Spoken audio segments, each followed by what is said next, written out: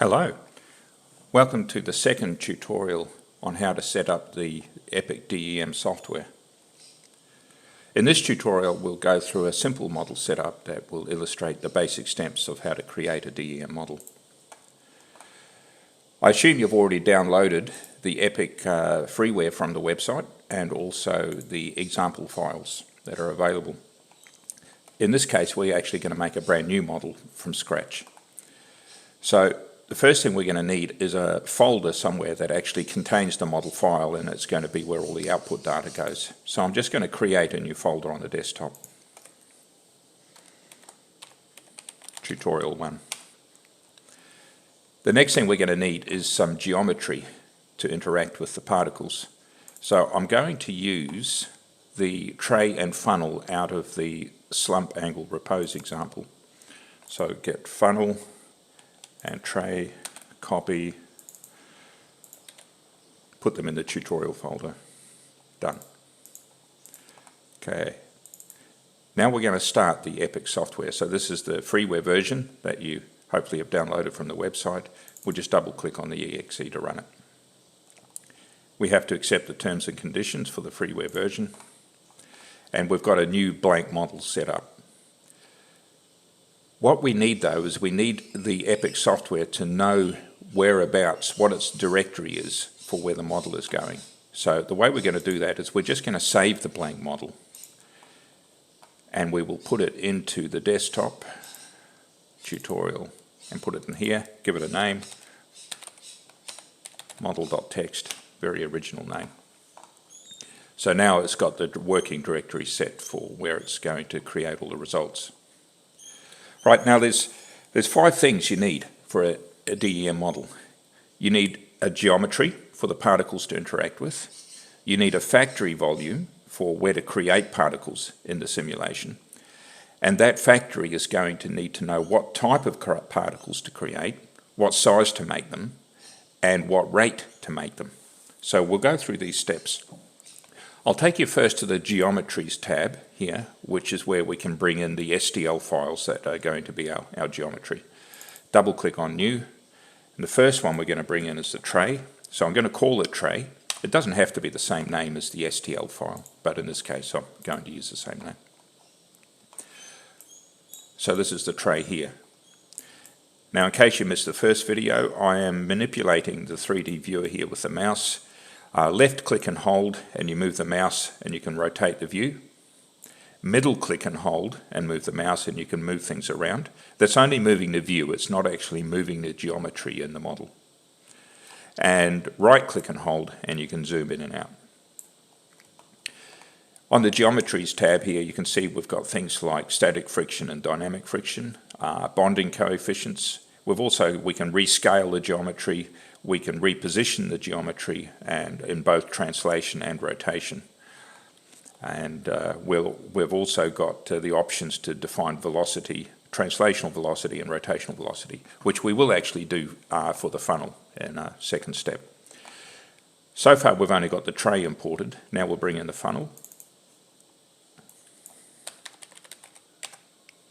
And I'll select the funnel STL.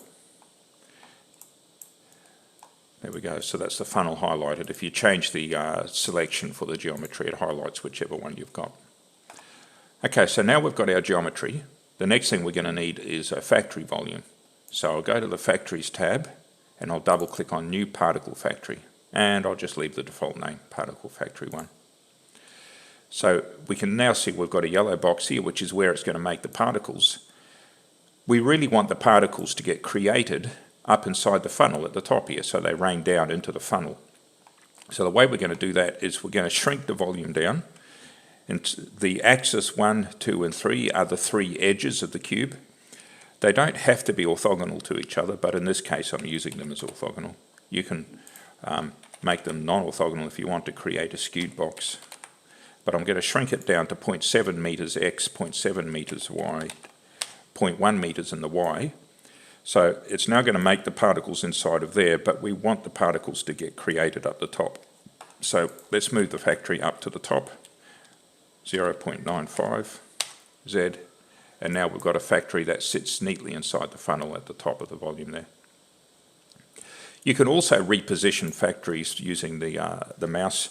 As an example to show you, what I'm going to do is I'm going to press the Y button to give me, oh, it's gone and put it in there. Sorry, delete that.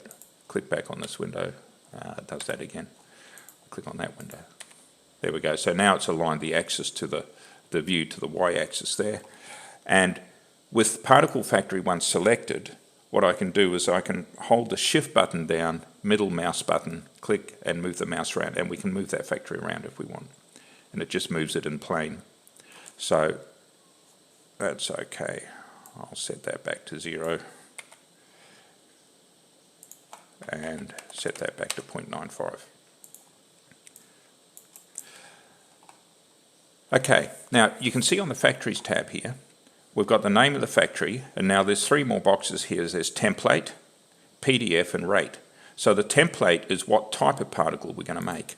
At the moment, there's no options because we haven't defined one. So I'm going to go back to the Particles tab. I'm going to create a new particle. I'll just call it rock. That's an original name.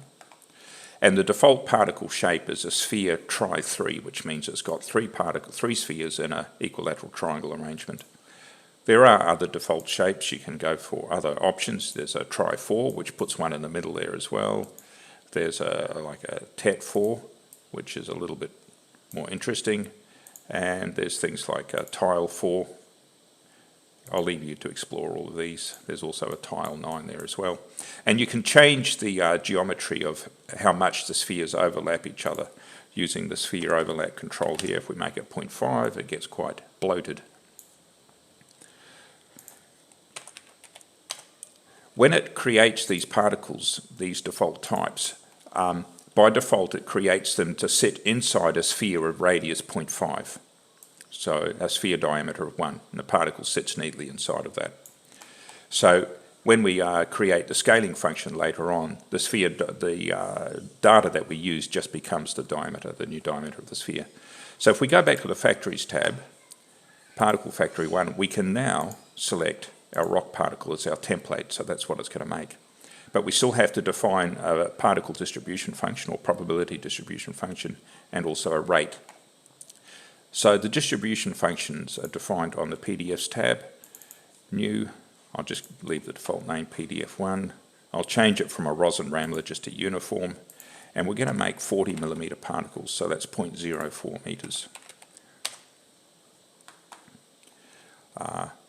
And while we're at it, we're now going to create the rate function for making the particles. So this on this tab here, the parameters tab, we've got scalar parameters and vector parameters. To start with, for the rate, we only need a scalar parameter. So what that means is it's like a y as a function of time, just a single valued function of time. New, so I'll give this the name rate. And we'll leave it set at constant at the moment, and we'll make the value, for example, 10. So that will make 10 kilograms per second of particles. So now we can go back to the Factories tab. PDF, we'll set that to PDF1. And the rate, we'll set that to rate. And that's pretty much ready to go. We'll introduce weightometers on another tutorial. There's a bit of information here in the setup. For example, you can redefine the gravity vector instead of -z. The E star is the effective Young's modulus that's used for the particle-to-particle contact. At the moment, we've set it to 100 megapascals, which is actually much, much, much softer than real rock. If we set it to like, 80 gigapascals or something representative of real rock, the model time step will become so small that it just takes forever to solve. So this is common practice in DEM modeling, is to use a softer than real modulus in order to get the time step up. There's a bonding function available, which we're not using in this case. You can also define global damping as well to get a model into a quiescent state prior to something else happening. We're not going to worry about that. The enable vertex contact option is only for when you're using polyhedral particles, so we're not going to worry about that. And the fluid data is only when we're introducing SPH fluid into the model, so we're not going to worry about that either. In the environment here, there's also options for domain low and high and voxel size and delta. These are all to do with the the voxelizing for the contact search function. It's just best to leave those all as defaults. I've put quite a bit of time into getting the default parameters about optimal for simulation speed. But if you do want to change the domain to bring it in a little bit less than the geometry, then you can uncheck that and manually change the domain. Okay, we'll go to the execution tab. So on this laptop's getting a little bit old now. I've only got a Quadro K5100M. It's not very fast, so these simulations are still going to take a couple of minutes to run, even with this graphics card. Time step factor, you can kind of overclock the simulation by ramping that factor up a bit. I've found that you can't really go beyond about 1.2 as a maximum. For some simulations, even 1 is about the maximum you'll get. You can restart from a previous simulation if you want, if you've written binary restart files from it. So that's the restart option. So we'll hit initialize. So there we go, and now there's been no error messages in our initialization process. You can read through the information that the engine has spit out there if you want. You can read through that in your own time. And I'll discuss some of these parameters while it's running. So we'll just, at the moment, I'm going to use 0.02 seconds as the output interval. We're going to run it. I'm actually only going to run this for 3 seconds. Actually, I'll change the output interval to 0.01 seconds. End time of 3 seconds. Status interval 10, so that means every 10 time steps we'll get a line output in the message window down the bottom. And restart interval, you can define the time between writing the binary restart files here, but this model is so short we don't really need it. And so I'll start calculation. So you can see now it's creating particles in the box up here, and it's creating them at 10 kilograms per second, and it will keep doing that ad infinitum because we defined it with a constant rate before, and eventually it'll fill up the entire funnel, which isn't really what we want to do. We want to introduce just a quantity of particles and then to stop creating them after a certain point in time. So we're going to go back and we'll change our setup parameters in order to do that. So to pause calculation, I'll actually uninitialize the model in order to go back to the PDF. So I'll go to the PDF, select the PDF one, and I'm going to change it. I'm going to go to the parameters tab, the rate parameter, and I'm going to change the rate. So instead of a constant value, I'm going to define custom.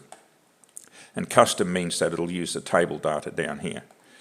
So what we want to do is we'll start creating particles at time 0, and we'll create them this time at a rate of 100 kilograms per second, which is a bit faster. And then we're going to stop creating them at 0.2 seconds and set that back to 0. So all I've defined here is a step function that has a value of 100 between 0 and 0.2 seconds, and then it drops to 0 again after that. You can also change the interpolation to be linear instead of stepped, but in this case we want stepped. And if you want to create some sort of a sawtooth or periodic function, you can do that by clicking the periodic option here. So I'll go back to execution, initialize, start calculation. This time you can see it's creating the particles a whole lot faster.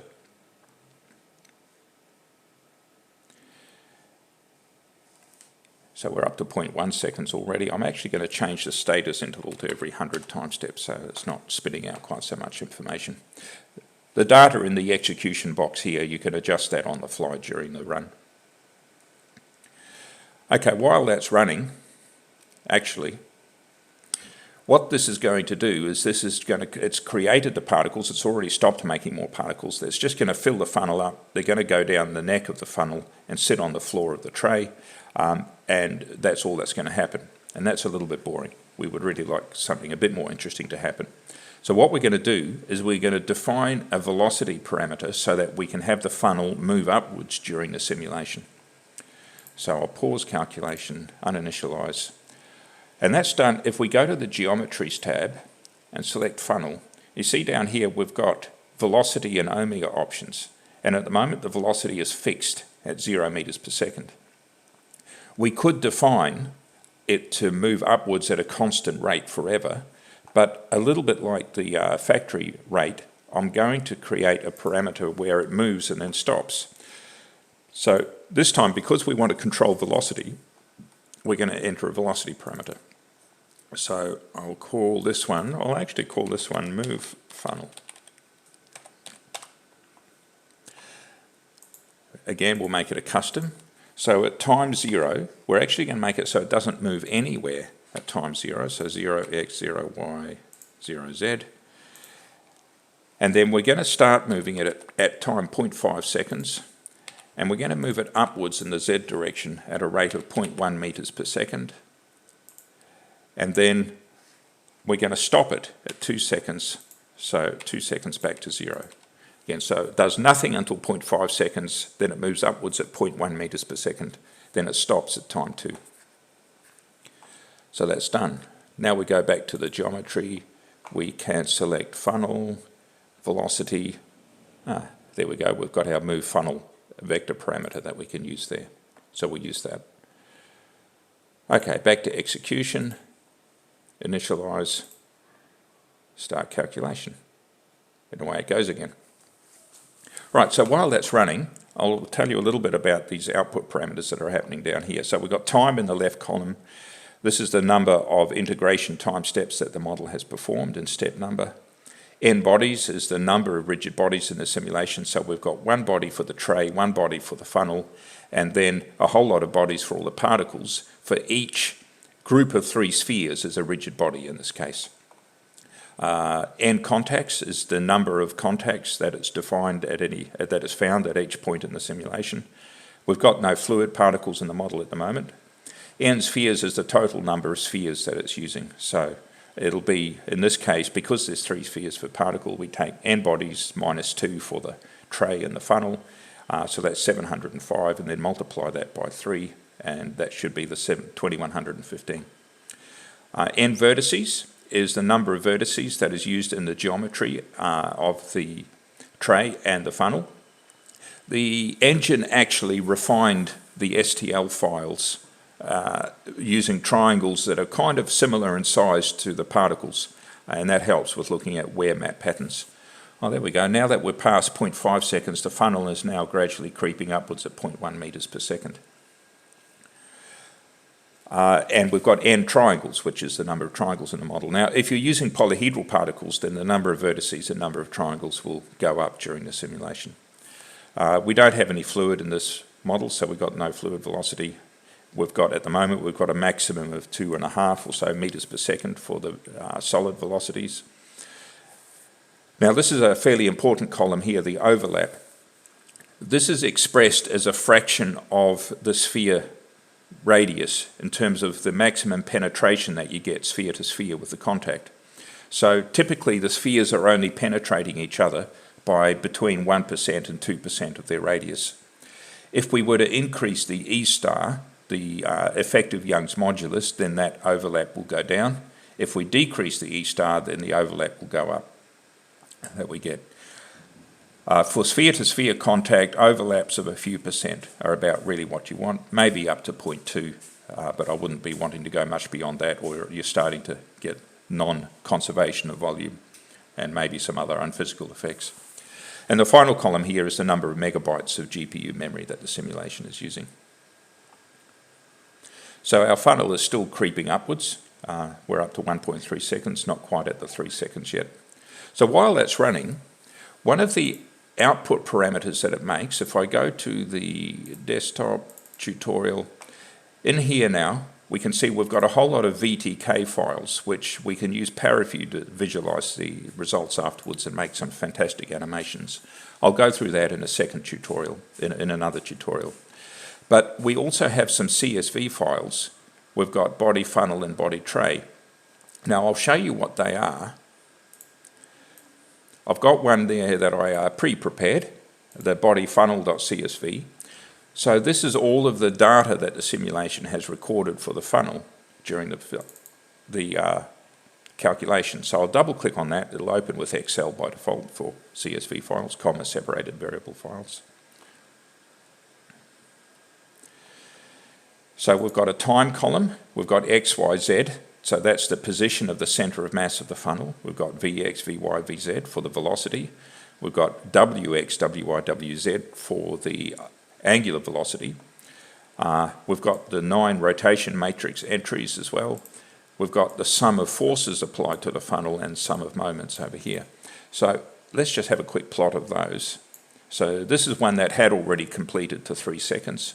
So I'm just going to select those 4 columns, insert a chart.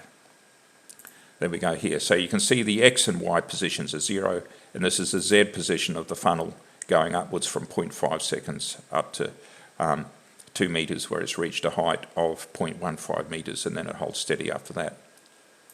Or we can look at the velocity. So that was the step function for velocity that we entered. Angular velocities are 0. Likewise, all the rotation matrix entries are 0. But this is one that you might be interested in. So here, this is the sum of forces applied to the funnel body. So the grey line here in particular is the interesting one. So this is the total Z force, the total weight on the funnel from all the particles. So it reaches a maximum here, and then it settles down once the particles will stop moving. And then as the funnel is raised and the particles drain out of it, you can see that the total Z force on the funnel gradually winds its way back to 0, with a few oscillations in between due to friction and slippage of particles on the side. So these CSV files are really where the engineering comes into it, as you can use the software to get predictions of loading on structures that are interacting with DEM material. Back to our simulation here. It's up to 2.6 seconds, so it's nearly finished. In the next video, I'll go through how to use ParaView in order to visualize the VTK data that comes out.